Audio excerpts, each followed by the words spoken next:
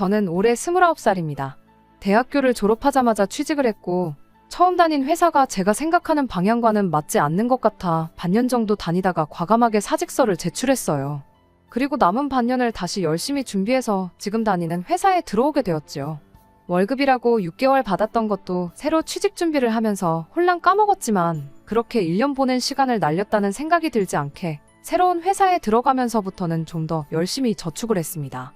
제가 본격적으로 저축을 시작하면서 부모님 덕을 좀 많이 봤어요. 원래는 혼자 자취를 했는데 새 회사 들어가면서 교통이 부모님 집에서 출퇴근하는 게 더 가까워서 방을 빼고 집으로 다시 들어갔거든요. 덕분에 나가던 월세만큼 더 돈을 아낄 수 있었고 필요한 지출이 생기면 부모님 찬스를 쓸 때도 있었어요. 새 회사에 어느 정도 익숙해지고 자리가 잡히면서 지금의 남자친구를 만나게 되었습니다.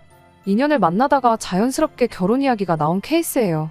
남자친구는 저보다 4살 위였고 회사 이름이나 벌이나 서로 비슷했어서 그런가 결혼 이야기가 처음 나왔을 때 조건 같은 부분에서 네가 잘났네, 내가 잘났네 따질 만한 건 없었습니다. 벌이 부분에서 사실 차이가 있긴 했었죠. 하지만 나이 차이도 있고 제가 1년을 쉬었던 일도 있다 보니 남자친구가 경력이 저보다 몇 년 더 앞서 있었기 때문에 나는 차이이지 직급이나 호봉을 똑같이 두고 본다면 별 차이 없이 비슷비슷한 정도라서 비슷한 벌이라고 한 겁니다. 당장만 두고 보면 남자친구가 저보다 달에 30만 원 정도 더 벌긴 했어요. 아무튼 결혼 이야기가 나오면서 나눈 이야기 중에 가장 먼저 나온 건 반반 결혼에 대한 이야기였습니다. 남자친구가 저에게 먼저 말을 했고 딱 더도 말고 덜도 말고 자기가 모아놓은 만큼만 가져와서 반반 결혼을 하자고 했어요. 자기가 20대에 결혼했으면 부모님한테 어느 정도 지원을 기대했겠지만 이제 나이도 나이인데 부모님 손 벌릴 때는 지난 것 같다고 하더군요. 뭐 공증을 받아놓고 그런 건 아니었지만 사실 저는 훗날 제가 결혼할 때가 오면 부모님께서 지원을 해주겠노라고 이미 꽤 오래전부터 이야기를 해주셨었어요. 그것도 꽤나 큰 금액으로 말이죠. 제가 외동딸이라 그런 것도 있지만 부모님께서 매번 제 결혼에 대해 하시던 말씀 중 하나가 너 시집가면 해달라는 거 다 해줄 수 있다. 대신 너무 현재의 모습만 보고 결혼 상대를 정하지 말고 그 사람의 장래성까지 다 따져보고 선택하라는 말이었어요. 당장 제 결혼 상대가 보잘것없을지라도 앞으로의 가능성 같은 것도 관찰해보란 소리셨죠. 경제적인 부분은 당신들이 지원해줄 수 있으니 저랑 앞으로 더 좋은 미래를 꾸려나갈 수 있는 그런 사람을 만나라는 말이었습니다. 저희 부모님이 뭐 억만장자 같은 부자는 아니지만 경제적으로 부족하신 건 없어요. 저희 부모님은 정육점을 하시는데 주변에 도보로 아파트 단지가 밀집해 있기도 하고 주변의 마트가 애매한 위치에 있는 자리에서 하고 있다 보니 장사가 엄청 잘 됩니다. 한자리에서 오래 하셨기 때문에 경쟁업체가 생겨도 큰 타격이 없었고 정직하게 장사하셨다 보니 단골도 엄청 많으시고요. 그 덕에 저희 삼촌들까지 해가지고 가게를 2개를 더 냈어요. 그 가게들도 저희 부모님이 차려준 거라 삼촌들이 따로 저희 부모님께 매출의 일부를 주고 있기도 하고요. 당장 부모님이 가게를 팔아버려도 2분 노후까지 먹고 사는데 지장이 없을 정도로 경제적인 부분에선 아쉬울 게 없는 상황이셨거든요. 여유가 있으시니 할 수 있는 말이겠지만 아무튼 저한테 늘상 강조하셨던 게 장래성 있고 오래 행복할 수 있는 사람과 결혼하란 이야기를 자주 하셨습니다. 이야기가 잠깐 새긴 했는데 아무튼 남자친구가 부모님 도움을 받지 않겠다고 하는 말이 터무니없는 소리처럼 들리지는 않았습니다. 저도 이직 후에 1년 낭비한 거 메꾸겠다고 열심히 돈을 모으고 하다 보니 나름 돈 모으는 방법도 터득하고 거기서 돈 모으는 재미가 뭔지도 알게 되었거든요. 게다가 저나 남자친구가 월급이 적은 편도 아니고 하나하나 작은 목표부터 이루어나가는 것이 처음부터 모든 걸 다 갖추고 시작하는 결혼보다 훨씬 의미있고 값진 경험이 될 수도 있겠다고 생각했어요. 그 값진 경험이 저희 부모님이 늘상 강조하셨던 좋은 미래를 꾸려나갈 수 있는 밑거름이 될 수 있겠다는 생각이었죠. 그래서 남자친구한테 반반 결혼 나도 좋다고 했어요. 원래 부모님 지원을 받을 계획이 있긴 했지만 오빠 말대로 우리 힘으로 우리 앞길 잘 꾸려나가보자 말했죠. 대출이 조금 생기긴 하겠지만 회사에서 직원들 대상으로 좋은 금리로 대출해주는 복지제도가 저희 회사나 남자친구 회사나 둘 다 가지고 있던 상황이기도 했고 그렇게 양쪽 회사에서 대출받고 모은 돈 합치고 하면 자동차나 리모델링은 조금 무리겠다 싶기도 하지만 두 사람 시작할 작은 신혼집의 결혼식 비용 정도는 모두 충당하겠다 싶었거든요. 대출이야 요즘 대한민국에 대출 없이 사는 사람이 어디 있겠으며 그거 갚아나가는 것 또한 좋은 기회가 될 거라고 생각했기에 이자 정도는 무리도 아니겠다는 생각이기도 했었어요.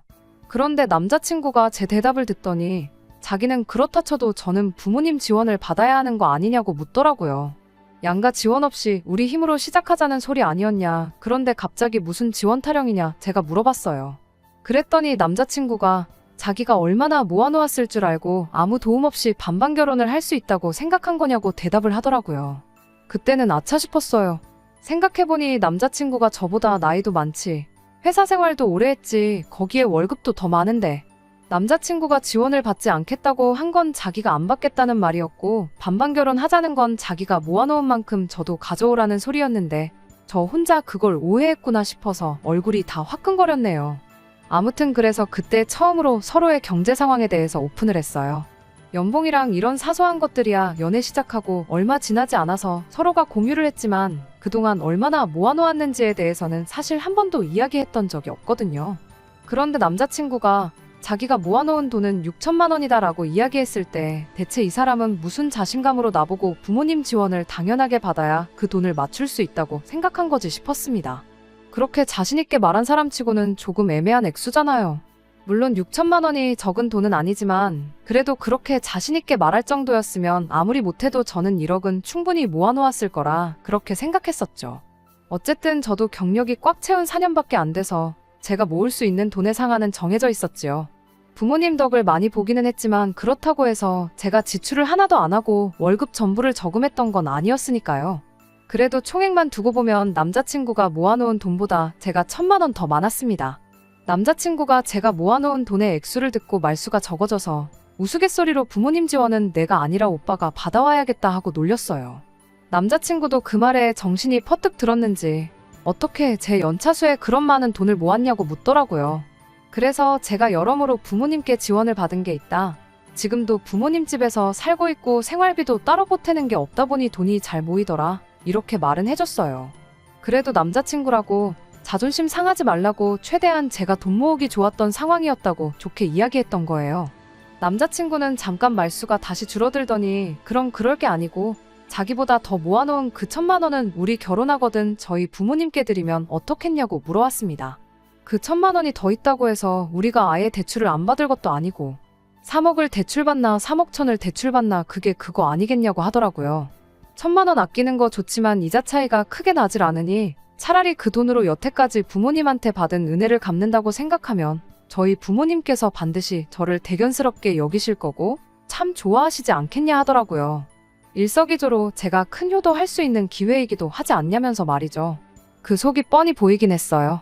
결론은 자기가 부모님한테 지원받을 생각은 여전히 없다는 말을 좋게 돌려서 말한 거였죠.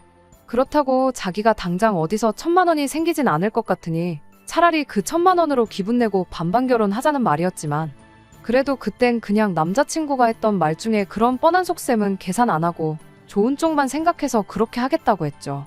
남자친구 말 맞다나 1,000만 원이 크다면 큰 돈이지만 저희가 거의 대출받는 액수도 상당했다 보니 그거 생각해보면 또 그렇게 큰 액수도 아니고 게다가 당장 남자친구 월급이 저보다 높았으니 그거 생각하면 그러려니 넘어갈 수 있는 액수이기도 했고 저도 여태까지 부모님 집에 얹혀 살면서 이득 본 게 많았으니 효도한다 생각하면 못할 것도 없겠더라고요.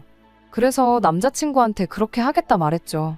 그때는 뭐 조목조목 따져가며 하나하나 다 짚고 넘어갈 그런 생각도 하지 않았습니다. 어쨌든 저도 2년 연애하면서 이 사람의 좋은 점도 많이 봤고 어느 정도 확신이 있었으니 결혼까지 결심했는데 돈 1,000만 원 때문에 파혼하는 것도 웃기겠다는 생각이었어요. 아무튼 그렇게 얼추 결혼 자금에 대해서 이야기가 끝나니 결혼도 어느 정도 확실시되는 분위기였어요. 그리고 그때쯤에서 서로를 양가 부모님께 소개를 하게 되었죠. 남자친구를 저희 부모님께 소개시키는 날이었는데 원래는 며칠 동안 고생해서 따로 예약해놓은 장소가 있었는데 부모님 가게 사정 때문에 아쉽게 예약 취소를 해야 했습니다. 급한 대로 약속 장소를 바꿔서 저희 집 근처에 있는 그나마 분위기 괜찮은 레스토랑으로 다시 예약을 했습니다. 가게 앞에서 부모님과 합류해서 부모님 차로 같이 이동을 했어요. 그때 남자친구가 저희 집이 정육점을 한다는 사실을 처음 알았어요. 저한테 부모님이 정육점을 하시는구나 하고 말하고는 고기는 원 없이 먹어봤겠네. 우리 결혼하면 고기 반찬은 매일같이 먹을 수 있겠다. 뭐 이런 반응을 보였습니다. 그때는 대수롭지 않게 넘겼어요. 사실 별로 따지고 들만한 발언은 하나도 없었고 말이죠. 아무튼 부모님께서는 남자친구를 어느 정도 마음에 들어 하셨습니다. 말씀드렸다시피 저랑 스펙 같은 건 누가 잘났네 따질 것도 없이 비슷했고 무엇보다 남자친구 태도나 행동에서 자신감이 보인다고 요즘 사람들 공부만 했어서 그런가 자기 의견 말하는데 소극적이고 샌님 같은 사람들 많이 봤는데 그런 점이 남자다워 보인다며 마음에 참 들어하셨지요. 똑같은 조건의 사람이라면 매사에 자신감이 있는 사람이 나중에 가서 더 성공하는 법이라며 늘상 강조하시던 장래성에 대해서도 좋게 보셨던 것 같아요. 아무튼 그렇게 양가에 서로 인사를 드리고 나니 저희 결혼이 더더욱 본격적으로 진행이 되는 듯 보였어요. 양가의 인사 끝나고 나서는 자연스럽게 상견례 날짜를 잡았지요. 상견례 때는 별다른 이상한 점을 느끼진 못했어요. 다만 이상했던 건 예비 시어머니가 제가 혼자 인사드리러 갔을 때는 이것저것 질문도 많고 말도 많았는데 유독 상견례 날에는 딱딱 짧게 필요한 말만 하고 대답만 하고 그랬습니다. 저만 있을 때랑 또 저희 부모님이 같이 계실 때랑 느낌이 다르니 그러는 거라 생각했어요. 상견례 분위기 자체는 나쁘지 않았거든요. 결혼 준비에 대해서는 저랑 남자친구 두 사람에게 전적으로 맡기는 걸로 하고 예단이니 예물이니 이런 건 나중에 기회가 생기면 한 번 더 자리를 만들어 이야기를 나누자고 했고 상견례는 그렇게 문제없이 끝이 났지요. 양가 상견례도 별탈 없이 끝났고 이제 뭐 결혼하는 건 시간 문제구나 싶었지요. 제 친한 지인들 몇 명한테만 나 곧 있으면 결혼한다고 제 소식을 알렸고 청첩장이 나오면 나오는 대로 다른 사람들한테도 전부 알릴 계획이었습니다. 그런데 상견례 지나고 나서 며칠 지나지 않아서 예비 시어머니한테서 저만 따로 만나고 싶다는 연락을 받게 되었어요. 제 번호는 처음 인사드린 날 알려드리긴 했지만 그 이후로 저한테 연락 한 번 없었고 결혼 준비는 상견례 때 저희한테 전적으로 맡긴다고 하셨는데 무슨 할 이야기가 있어서 찾으시나 싶었습니다. 따로 이야기하기로 했던 예단 이야기를 하려고 그러나 싶기도 해서 정말 아무 생각 없이 부르는 장소로 나갔어요. 예상한 대로 남자친구는 없었고 예비 시어머니 혼자 나와 있었어요.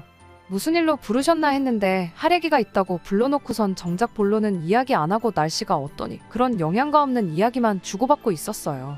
자리가 끝날 때까지 별다른 말은 없었죠. 그냥 예비 며느리 보고 싶어서 부르셨나 보다 하고 식사라고 해봐야 3만 원도 안 나왔어서 제가 계산하겠다 했어요. 그리고 가방에서 지갑을 꺼냈는데 그때 예비 시어머니가 역시 하면서 한숨을 푹 내쉬더라고요. 그러더니 자기가 할 말이 있어서 불렀는데 안 할라다가 해야겠다며 자리를 좀 옮기자고 하더라고요. 그래서 근처에 있는 카페로 갔습니다. 카페에 가서 자리를 앉으니 예비 시어머니가 너를 보니 걱정이다 하면서 한숨을 또 내쉬더라고요. 당최 난데없이 한숨을 푹푹 내쉬면서 걱정이라고 하니 내가 무슨 실수라도 했었나 싶더라고요. 아무리 생각해도 잘못한 게 없는데 뭐 때문에 저렇게 실망스러운 얼굴로 걱정이 이만저만이 아니라고 하는가 했더니 얼토당토하는 소리를 꺼내더군요. 제가 명품에 환장한 사람처럼 보여서 걱정이라고요. 뜬금없이 무슨 말을 하시는 거냐 했더니 제 지갑이 명품이지 않느냐고 하는 거예요. 명품은 맞긴 한데 이건 제가 대학교 들어갔을 때 아버지한테 선물 받은 지갑이에요. 가방도 같은 브랜드로 하나 있긴 한데 그건 처음 취직했을 때 어머니께서 사주셨던 거고요. 제 돈 주고 사본 적도 없고 집에 명품이라고는 그거 2개밖에 없는데 저에 언제 뭘 보고 제가 명품을 밝힌다고 하시는 거냐 되물었어요. 아까 전 식당에서 계산할 때 그제서야 제가 지갑 꺼내는 거 보고 브랜드 로고를 봤던 건데 제 지갑 하나만 보고 제가 명품을 밝힌다고 생각한 거면 솔직히 너무 억울하잖아요. 그랬더니 예비 시어머니가 상견례 때 이야기를 꺼내더라고요.